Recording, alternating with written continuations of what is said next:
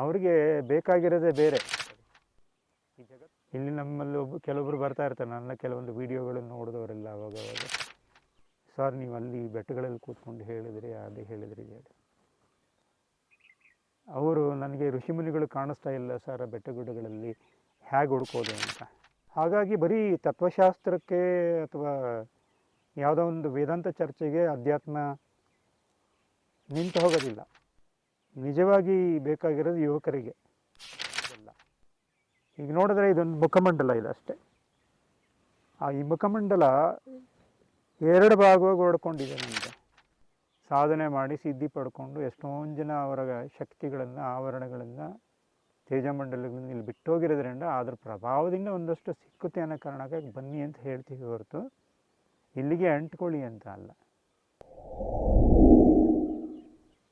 ಹೇಗೆ ಒಂದು ಬೀಜವನ್ನು ನೆಲದಲ್ಲಿ ಹಾಕಿದಾಗ ಭೂಮಿಯನ್ನು ಒಡೆದುಕೊಂಡು ಬರಲಿಕ್ಕೆ ಎಲ್ಲ ವಸ್ತುಗಳನ್ನು ಸೇರಿಸ್ಕೊಂಡು ಗಾಳಿ, ನೀರು, ಅದಕ್ಕೆ ಬೇಕಾದ ಏನು ಅದಕ್ಕೆ ನ್ಯೂಟ್ರಿಯೆಂಟ್ಗಳನ್ನೆಲ್ಲ ತಗೊಂಡು ಮೇಲಕ್ಕೆ ಬೆಳೆಯುತ್ತೋ, ಮೇಲ್ಮುಖವಾಗಿ ಚಿಮ್ಮಿ ಬೆಳಕನ್ನು ಪಡ್ಕೊಳ್ಳೋಕ್ಕೆ ಹೋಗುತ್ತೆ ಒಂದು ಗಿಡ. ಆ ಬೀಜದಿಂದ ಅಂಕುರವಾದ ಮೇಲೆ ಮೇಲಕ್ಕೆ ಹೊರಹೊಮ್ಮುತ್ತೆ. ಅದೇ ರೀತಿಯಲ್ಲಿ ನಿತ್ಯ ನೂತನವಾಗಿ ಬೆಳೆಯುತ್ತಿರುವ ಗಿಡದ ರೀತಿಯಲ್ಲಿ ಅಧ್ಯಾತ್ಮವನ್ನು ನಾವು ಅಂದ್ಕೋಬೋದು.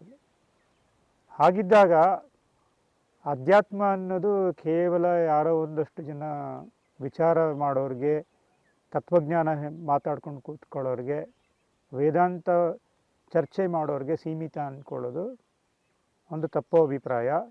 ಇಟ್ಸ್ ಎ ಮಿತ್ ಆ್ಯಕ್ಚುಲಾಗಿ ಇನ್ ದಿಸ್ ವರ್ಲ್ಡ್. ಈಗ ನಮ್ಮ ದೇಹ ಇದೆ ಅಂತ ಅಂದರೆ ಈ ದೇಹದಲ್ಲಿರುವ ಪರಿಕರಗಳು ಸುಮಾರಿದೆ. ಒಂದು ಸೆನ್ಸರಿ ಆರ್ಗನ್ಗಳಿದ್ದಾವೆ, ಕಣ್ಣು, ಕಿವಿ, ಮೂಗು, ಬಾಯಿ. ಈ ಜಗತ್ತನ್ನು ಅರ್ಥಕೊಳ್ಳೋಕ್ಕೆ ಇವೆಲ್ಲ ಪೂರಕವಾಗಿದ್ದಾವೆ. ಹಾಗೆ ಕರ್ಮೇಂದ್ರಿಯಗಳು ಕೂಡ ಇದ್ದಾವೆ.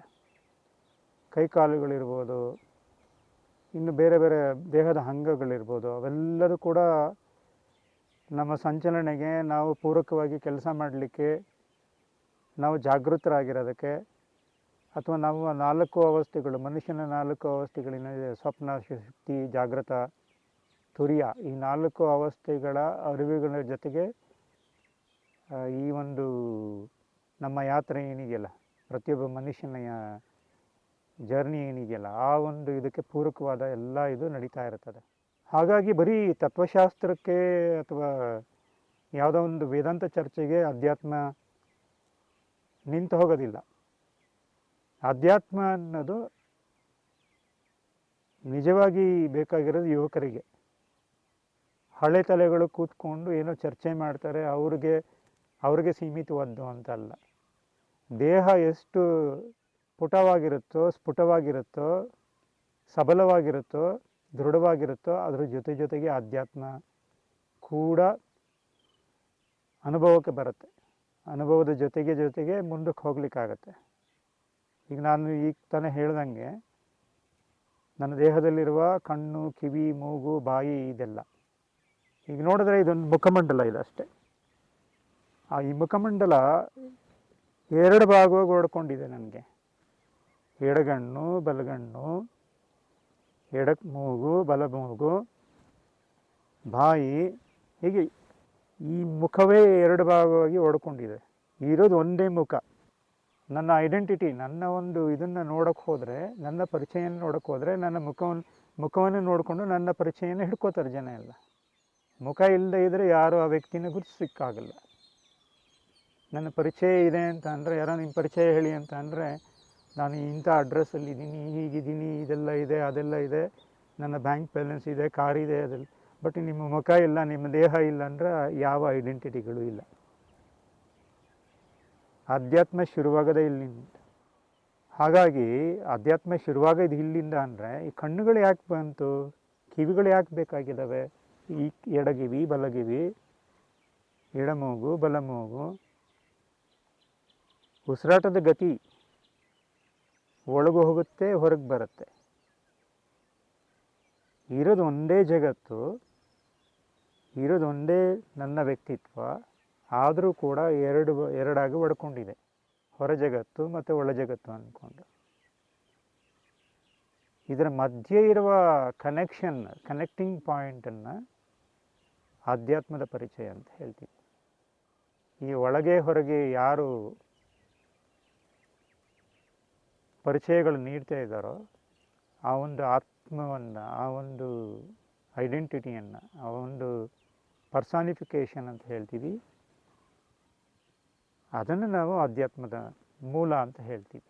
ಹಾಗಿದ್ಮೇಲೆ ಈ ಪರಿಚಯ ಹೆಚ್ಚೆಚ್ಚು ನಿಖರವಾಗಿ ಬರೋದು ತಲೆ ಕೂದಲು ಬೆಳ್ಳಗಾಗಿರೋರಿಂದ ಬರುತ್ತೆ ಅಂದ್ಕೊಳ್ಳೋದು ನಗೆಪಾಟಲಿನ ವಿಷಯ. ಈ ತುಂಬ ವೃದ್ಧಾಪ್ಯದಲ್ಲಿದ್ದಾರೆ, ಹಿರಿಯರಿದ್ದಾರೆ, ಅವರಿಂದ ನಾವು ಬುದ್ಧಿಮಾತನ್ನು ಕೇಳ್ಕೊಬೇಕು. ಹೌದು, ನಿಜ. ಏಕೆಂದರೆ ಅನುಭವದಲ್ಲಿ ಮಾಗಿ ಪಳಗಿರ್ತಾರೆ, ಅವರಿಂದ ನಾವು ಕೇಳ್ಕೋಬೇಕಾಗ್ತದೆ. ಅವರು ಯುವಕರಾಗಿದ್ದಾಗ ಏನು ಅನುಭವಗಳನ್ನು ಪಡ್ಕೊಂಡು ಮುಂದುವರೆದಿರ್ತಾರೆ, ಜಗತ್ತಿನ ಅನುಭವ ಪಡ್ಕೊಂಡಿರ್ತಾರೆ, ಅದು ಅಲ್ಲಿಗೆ ಬೇಕು.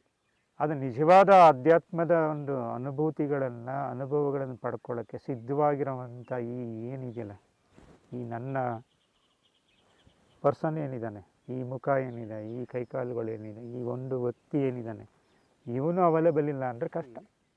ಈ ದೇಹದ ಒಳಗಡೆ ಒಂದು ಸದೃಢವಾದ ಶರೀರ, ಸದೃಢವಾದ ಭಾವನೆಗಳು, ಆ ಮನಸ್ಸು ಎಲ್ಲವೂ ಒಗ್ಗೂಡಿ ಬಂದಾಗ ಆ ಮನಸ್ಸಿನ ಒಳಗಡೆ ಇರುವಂಥ ಪರಿಚಯಗಳು, ಆ ಮನಸ್ಸಿಗೂ ಮೂಲವಾದ ಪರಿಚಯಗಳು, ಆತ್ಮದ ಪರಿಚಯಗಳು, ನಿಜವಾದ ಆತ್ಮಜ್ಞಾನ ಲಭಿಸಲಿಕ್ಕೆ ಸಾಧ್ಯ. ಹಾಗಾಗಿ ಯುವಕರಿಗೆ ನಾವು ಏನೋ ಒಂದು ನೀವು ನನಗಿನ್ನೂ ಅಷ್ಟೊಂದು ಏಜ್ ಆಗಿಲ್ಲ ಸರ್, ನನಗೆ ಅದೆಲ್ಲ ಬೇಕಾಗಿಲ್ಲ ಸರ್, ಅದೆಲ್ಲ ಯುವಕರೆಲ್ಲ ಹೇಳ್ತಾ ಇರ್ತಾರೆ. ಅದು ಅಂದ್ಕೊತಾರೆ ಎಲ್ಲ. ಇಲ್ಲಿ ನಮ್ಮಲ್ಲಿ ಕೆಲವೊಬ್ಬರು ಬರ್ತಾ ಇರ್ತಾರೆ, ನನ್ನ ಕೆಲವೊಂದು ವೀಡಿಯೋಗಳನ್ನು ನೋಡಿದವರೆಲ್ಲ ಅವಾಗವಾಗ, ಸರ್ ನೀವು ಅಲ್ಲಿ ಬೆಟ್ಟಗಳಲ್ಲಿ ಕೂತ್ಕೊಂಡು ಹೇಳಿದ್ರಿ, ಅದೇ ಹೇಳಿದ್ರಿ ಹೇಳಿ. ಅವರು ನನಗೆ ಋಷಿಮುನಿಗಳು ಕಾಣಿಸ್ತಾ ಇಲ್ಲ ಸರ್ ಬೆಟ್ಟಗುಡ್ಡಗಳಲ್ಲಿ, ಹೇಗೆ ಹುಡ್ಕೋದು ಅಂತ.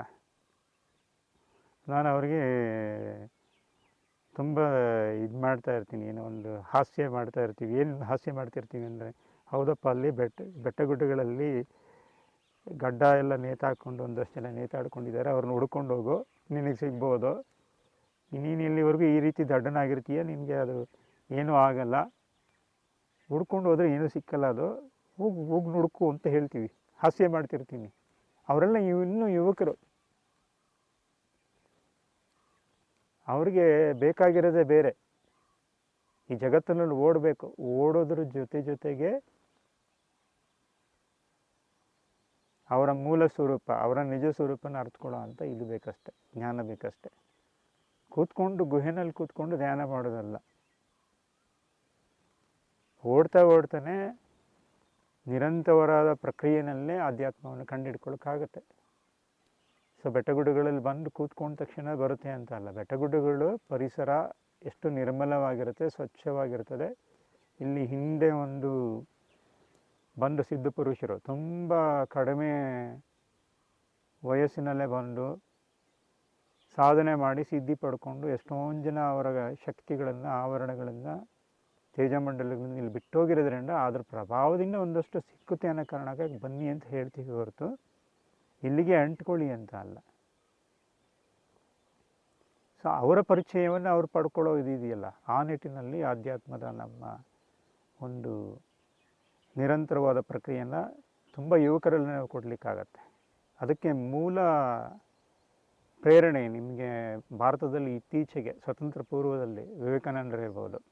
ಯಾಕೆಂದರೆ ಯೂತ್ ಡೇ ಅಂತ ನಾವು ಯಾಕೆ ಆಚರಣೆ ಮಾಡ್ತೀವಿ ಅಂದರೆ, ಮೊದಲಿಗೆ ಡಿಕ್ಲೇರ್ ಮಾಡಿದವರು ತುಂಬ ಇತ್ತೀಚಿನ ದಿನಗಳಲ್ಲಿ. ಅಂದರೆ ಅವನು ವಜ್ರಕಾಯವಾದ ಶರೀರವನ್ನು, ಉಕ್ಕಿನ ನರಗಳನ್ನು ಇರುವಂಥ ಯುವಕರನ್ನು ನನಗೆ ಬೇಕು ಅಂತ ಅವರು ಕೇಳಿದ್ರಲ್ಲಿ ಅಷ್ಟು ಇದಿತ್ತು, ಒಂದು ಪ್ರಬಲವಾದ ಒಂದು ಶಕ್ತಿ, ಧೀರಜ ಶಕ್ತಿ ಇತ್ತು ಅನ್ನೋದಕ್ಕೆ. ಅದರಿಂದ ಎಷ್ಟೊಂದು ಜನ ಎದ್ದು ಬಂದರು ವಿವೇಕಾನಂದರ ವಾಣಿಗಳನ್ನು ಕೇಳಿಕೊಂಡು. ಆ ಕಾಲಕ್ಕೆ ವಿವೇಕಾನಂದರ ವಾಣಿಯನ್ನು ಕೇಳಿಕೊಂಡು ರಿಯಲೈಸೇಷನ್ ಸ್ಟೇಜ್ಗೆ ಹೋದವರು ಒಬ್ಬ ರೆವಲ್ಯೂಷನರಿ ಆಗಿದ್ದಂಥ ಅರವಿಂದ ಅವರು, ಶ್ರೀ ಅರವಿಂದ ಕೂಡ. ಇದನ್ನು ಯಾರೂ ತಳ್ಳಕ್ಕಾಗಲ್ಲ. ಮತ್ತು ಶ್ರೀ ಅರವಿಂದ ಆಮೇಲೆ ಎಲ್ಲಿ ಹೋಗಿ ನಿಲ್ಲಿಸಿದ್ರು, ಏನಾದರೂ ಅನ್ನೋದು ಎಲ್ಲರಿಗೂ ಗೊತ್ತಿರೋವಂಥದ್ದು. ಹಾಗೆ ಅಲ್ಲಿಂದ ಪ್ರೇರಿತರಾದವರು ಇವನ್ ನೇತಾಜಿ ಕೂಡ ಇದ್ದರು. ಎಂತೆಂಥ ಅದ್ಭುತವಾದ ವ್ಯಕ್ತಿತ್ವಗಳು ಆ ಕಾಲಕ್ಕೆ ನಿರ್ಮಾಣ ಆದವು. ಇಡೀ ರಾಷ್ಟ್ರವನ್ನು ಕಾಪಾಡಬೇಕು, ರಕ್ಷಣೆ ಮಾಡಬೇಕು, ಪರಕೀಯರನ್ನು ಇಲ್ಲಿ ಹೊಡೆದೋಡಿಸಿ ದಾಸಮುಕ್ತ ಮಾಡಬೇಕು ಅನ್ನೋದು ಇತ್ತಲ್ಲ ಅವರಲ್ಲಿ, ಆ ಕಿಚ್ಚಿತ್ತಲ್ಲ. ಅದನ್ನು ಯಾವುದೋ ಒಂದು ಆಧ್ಯಾತ್ಮಿಕ ಶಕ್ತಿ ತುಂಬ ಚಿಕ್ಕ ವಯಸ್ಸಿಗೆ ಅವರನ್ನು ಬಡದೇ ಬಸ್ತೋದು. ನೇತಾಜಿಯವರ ಇವರು ವ್ಯಕ್ತಿ ಪರಿಚಯಗಳನ್ನು ತೆಗೆದು ನೋಡಿದಾಗ ಎಲ್ಲ ಬರುತ್ತೆ. ಅವರು ಆಧ್ಯಾತ್ಮ, ತಂತ್ರವಿದ್ಯೆ ಎಲ್ಲದರೊಳಗೂ ಮುಳುಗಿದ್ರು ಅಂತ, ಕಾಳಿ ಉಪಾಸನೆ ಮಾಡ್ತಿದ್ರು ಅಂತ ಅಂದ್ಬಿಟ್ಟು.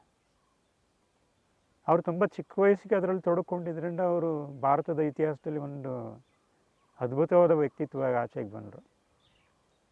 ಹಾಗಾಗಿ ಇಲ್ಲಿ ಏನೋ ಒಂದು ಈ ವಯಸ್ಸಾದ ಮೇಲೆ ಅಲ್ಲೋಗಿ ತಲುಪಬೇಕು ಅನ್ನೋದು ತಪ್ಪು ಕಲ್ಪನೆ. ವಾನಪ್ರಸ್ಥ ಅಂತ ಹೇಳ್ಕೊಂಡು ಎಲ್ಲ ಅದಕ್ಕೊಂದು ಅಡ್ಡಗೋಡೆ ಇಟ್ಬಿಡ್ತಾರೆ. ನಮ್ಮದೆಲ್ಲ ಮುಗಿಲಿ ಇಲ್ಲಿ ದಿನನಿತ್ಯದ ಜೀವನದ್ದು, ಆಮೇಲೆ ಅಲ್ಲಿ ಹೋಗೋಣ ಅಂತ. ಜೀವನದ ಜೊತೆಗೇ ನಿರಂತರವಾಗಿ ನಮ್ಮ ನಿತ್ಯ ಜೀವನವನ್ನು ಶುದ್ಧವಾಗಿ ಅಂತಃಕರಣ ಶುದ್ಧಿಯಿಂದ ಮುಂದಕ್ಕೆ ಕರ್ಕೊಂಡು ಹೋಗೋಕ್ಕೆ ಬೇಕಾಗಿರೋವಂಥದ್ದು ಅಧ್ಯಾತ್ಮ ವಿದ್ಯೆ. ಮೊದಲು ಸ್ವಯಂ ಪರಿಚಯ ಹಿಂದಿನ ಗುರುಕುಲಗಳು ಹೇಳ್ತಿದ್ದರು, ಚಿಕ್ಕ ವಯಸ್ಸಿಗೆ ಕಳಿಸೋರಲ್ಲ ಅಲ್ಲೇ. ಮೊದಲು ಸ್ವಯಂ ಪರಿಚಯ, ನನ್ನ ಸ್ವಯಂ ಪರಿಚಯ, ನಾನು ನನ್ನ ಸ್ವಯಂವನ್ನು ಅರಿತುಕೊಂಡೆ, ನಾನು ಸ್ಥಿರವಾದೆ. ಹಾಗೆ ಹೊರಗಡೆ ಜಗತ್ತಿಗೆ ನಿಲ್ಲಬೇಕಾದ ವಿದ್ಯೆಗಳು ಇವೆರಡೂ ಪ್ರಮುಖವಾಗಿ ಗುರುಕುಲದಲ್ಲಿ ಕೊಡ್ತಾಯಿದ್ರು. ಹಾಗಿದ್ರೆ ಅವರು ತಪ್ಪಾಗಿದ್ದರು. ಅವರು ಅಷ್ಟು ಚಿಕ್ಕ ವಯಸ್ಸಿಗೆ ಅವ್ರನ್ನ ಕರ್ಕೊಂಡೋಗಿ ಗುರುಕುಲದಲ್ಲಿ ವಿದ್ಯಾಭ್ಯಾಸ ಮಾಡಿಸ್ತಿದ್ರು ಅಂದರೆ ಹೊರಗಡೆ ಜಗತ್ತಿಗೆ ನಿಲ್ಲಬೇಕಾದ ವಿದ್ಯೆಗಳನ್ನು ಕಲಿಸಿ ಸ್ವಯಂ ಪರಿಚಯವನ್ನು ಕೊಟ್ಟು ಕಳಿಸ್ತಾ ಇದ್ದಂಥ ಒಂದು ದೊಡ್ಡ ಇತಿಹಾಸ ಈ ಭಾರತ ಭೂಮಿಗಿದೆ. ಹಾಗಿದ್ರೆ ಆಧ್ಯಾತ್ಮ ಅನ್ನೋದು ಯುವಕರಿಗೆ ಅತ್ಯಂತವಾಗಿ ಬೇಕಾಗಿರೋಂಥ ಇದು.